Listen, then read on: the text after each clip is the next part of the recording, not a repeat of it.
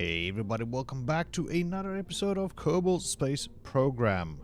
And today we are gonna try to launch this ship because we have a contract to, I think it was, escape the atmosphere. We're going past those clouds over there. And yeah, so yes, I am technically following somebody else on YouTube a little, but between that version which that person is playing and this one, it is vastly different. Well, not vastly, there is actually quite a few extra things in the game that is not there but here.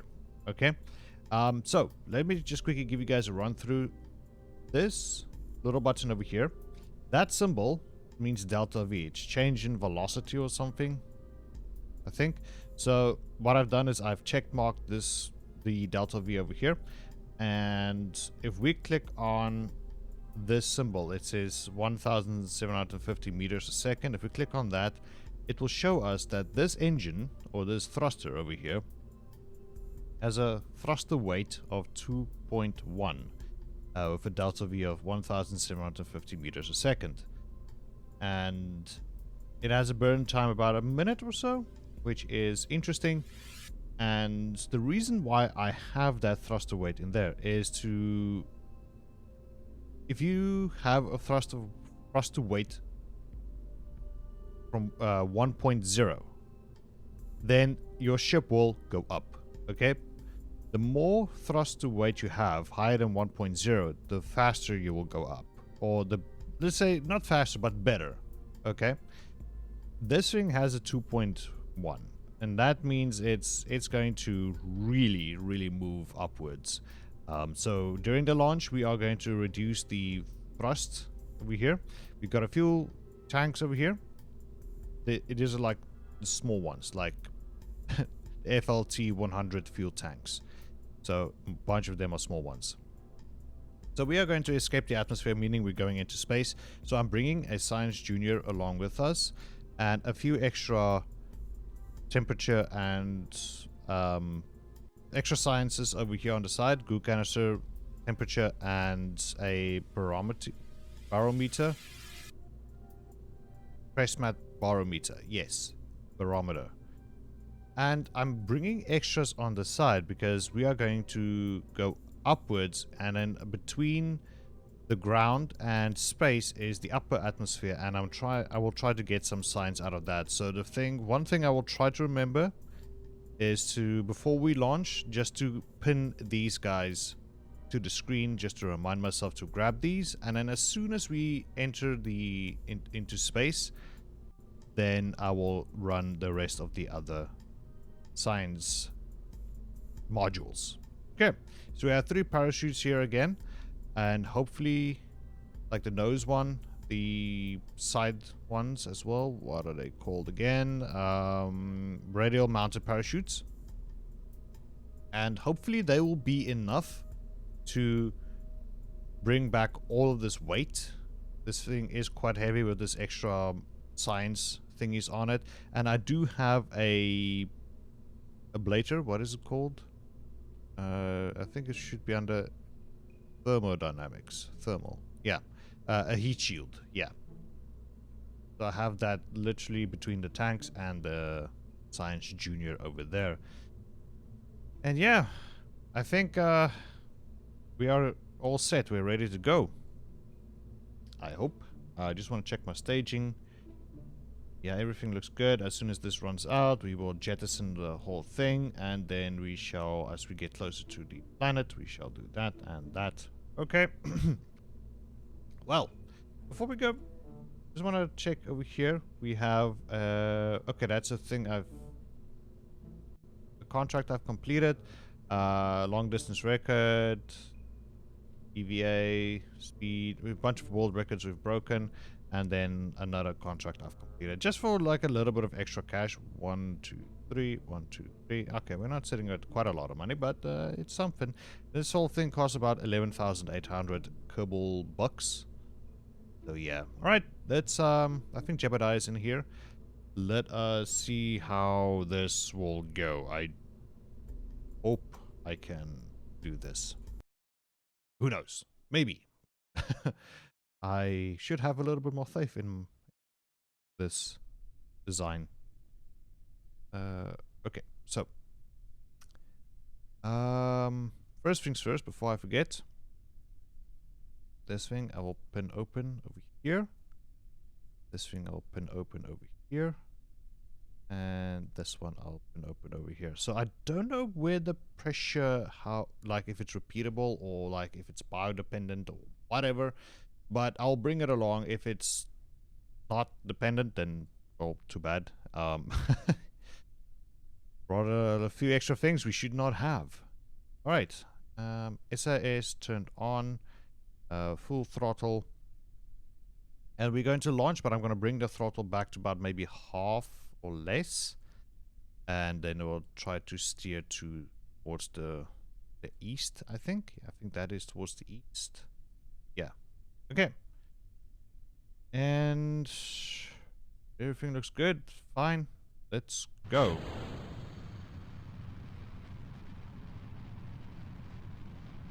Alright, there we go. Just bringing this back, scooch, and I'm gonna try to twist myself a little to the side. And bringing down the throttle a little. So I'm trying to go upwards in like a ballistic arc, so that we have more air between us and the ground to slow ourselves down. But I'm trying to ascend as high as possible so that we can go into space, at least. Okay. So about 20,000 meters.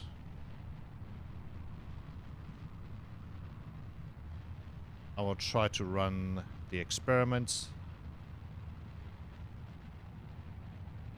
Right. And just throttle up. Oh, we're getting some Mach effects. Bring this down just a little. There we go. Okay, let's go ahead and log. Upper atmosphere. Goo. Atmosphere and pressure. There we go. Right. And how high is our ballistic here? I don't know how high that is. Why is that? Why can't I not see? Oh well. Okay, so we ran out of fuel. And now we can just go ahead and unpin these. And as we can see, we are going quite a ways up.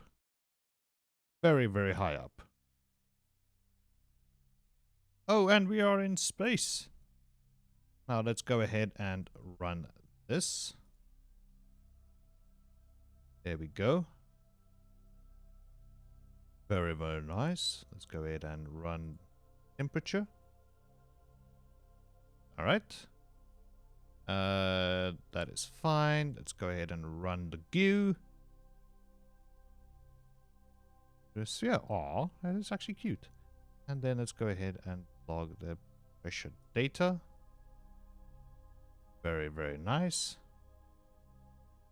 Yeah, so it looks like we could have done that. Let's go ahead and do a crew report. 5 science for that. Awesome. And wow, we did climb very, very high. How far high? How high up? Wow, we are going quite high up. And we are like at what? 110? 1, 2, 3. 108,000 meters, about 108 kilometers in space. That is amazing. Look at us. We are in space, people. This is so awesome. Okay, so we have some reaction wheels and things to do all the things we need to do. So what we can do is we can actually decouple at this stage. So let's see if we can do it this way.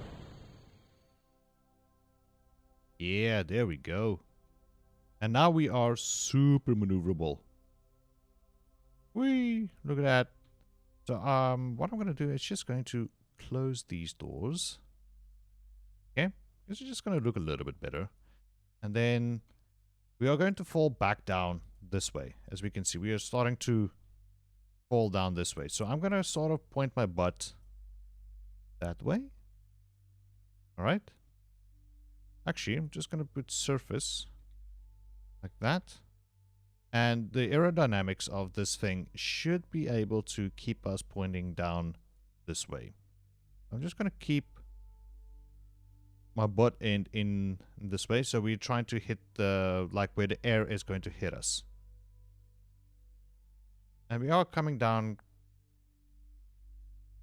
Oh, man, I think I should have turned a little bit more. A bit more of an arc than this. A bit wider, not longer.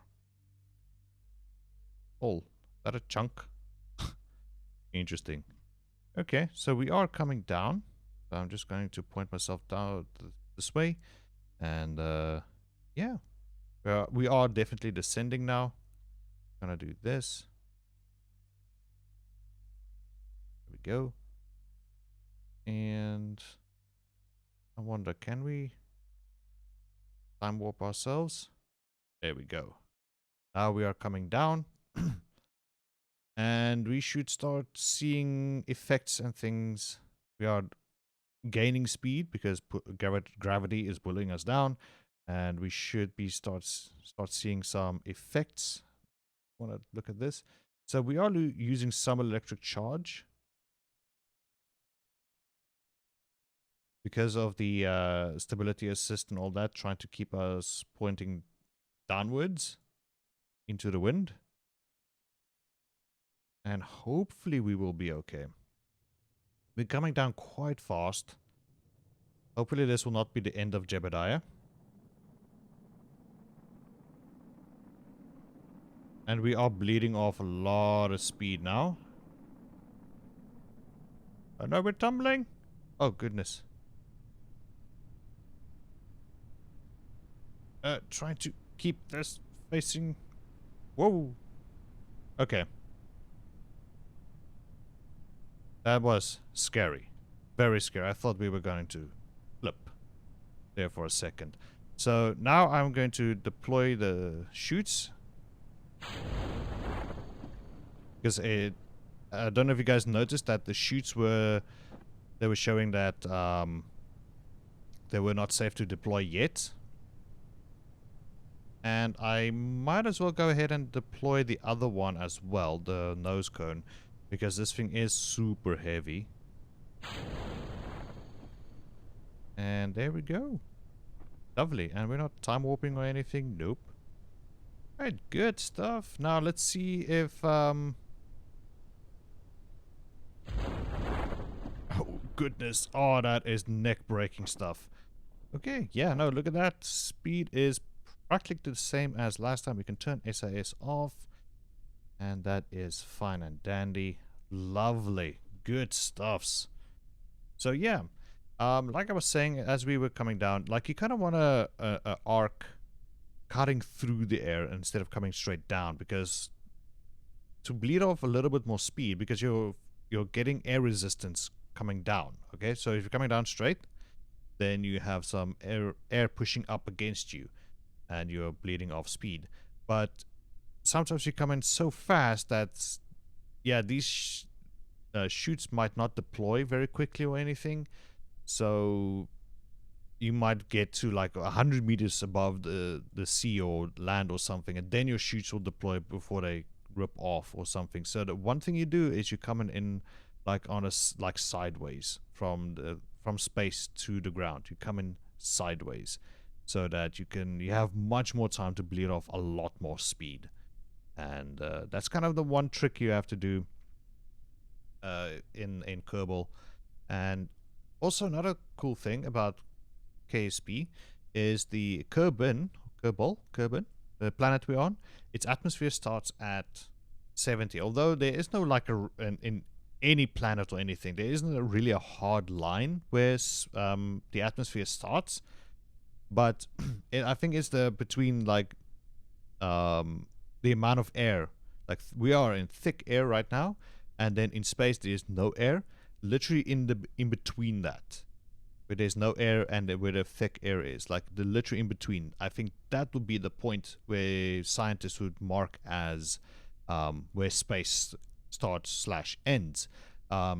Basically, funny enough, I think air just keeps being bled out into space from a planet. I think I'm not really a scientist or anything, so I don't know really, but I can imagine like that sort of a thing. The higher you go in space, the less air there will be, and all of that kind of stuff. So yeah, but this was quite successful. I'm very, very happy. Let's go ahead and time warp a little. Just before we get to hit the splash in the ocean, I will just de-warp us like that. About 60 meters to go, and all that kind of stuff. And yeah, see if we land. I don't know if we can. I can't remember if we did this scientific things. There we go. And we landed straight up. No, not really. Okay, cool. Well, that was interesting. Just trying to rotate. What happens if we try to... No, we cannot really collect anything at this stage. Can we... Okay, let's quickly EVA. And one thing you can do to like recycle, not really recycle, but to redo certain things. If you have a scientist, you can reset these experiments and whatnot. If you have a scientist, let's take an EVA report. So yeah, that is not going to work for us. But what you can do is you can take the data and store it. So they just put all the notes they've taken and hide them in the cabule or something. So there we go. That like that. And yeah, there's nothing else we can really do. So let's go ahead and recover the vessel. See what we get. How much science? How much of anything else did we get? And so yes, we got a lot of science out of that. Pretty freaking nice. I love it. I love it. Science. So we get a few funds back because we did recover a minor amount of the parts. So yeah, that is pretty good. And Jebediah has returned. Very nice. Okay, cool. And with that, ladies and gentlemen, thank you so much for joining me here on Kerbal Space Program. Hope you guys did enjoy today's episode. See you guys next time. Bye-bye.